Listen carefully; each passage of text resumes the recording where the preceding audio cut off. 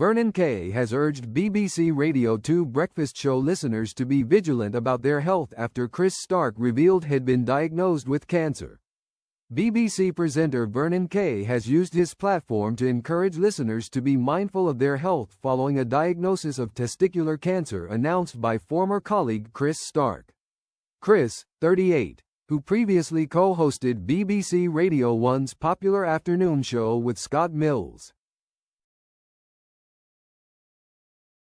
and later moved to the Capital Breakfast Show with Jordan North in 2022, made public via Instagram that after undergoing surgery and chemotherapy, he is now effectively cured due to an early catch of the disease.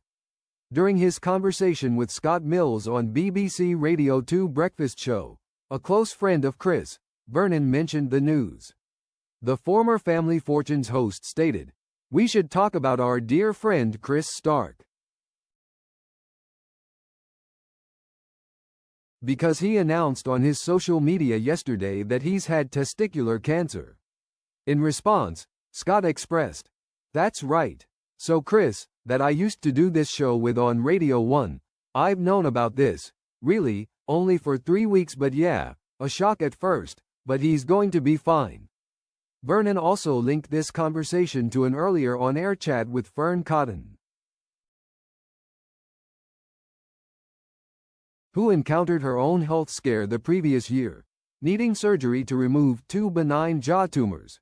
Scott elaborated, "But this is just what Fern was saying as well, just check, because Fern, just before Christmas, had a little lump by her ear which then got bigger and she was thinking, I don't want to worry the doctor about it, or whatever, but then it got a little bit bigger, and she did go and get it checked out." Saying with Chris, "It was just a routine health check, but by doing that, they found it early and he's going to be all right. Obviously it's a shock, you just don't expect it to happen to you, but it does," reports the Manchester Evening News. "But he's fine, and I am checking in with him every day. I spoke to him last night, but the fact that you're sending your love will mean a lot to him," Scott assured Vernon.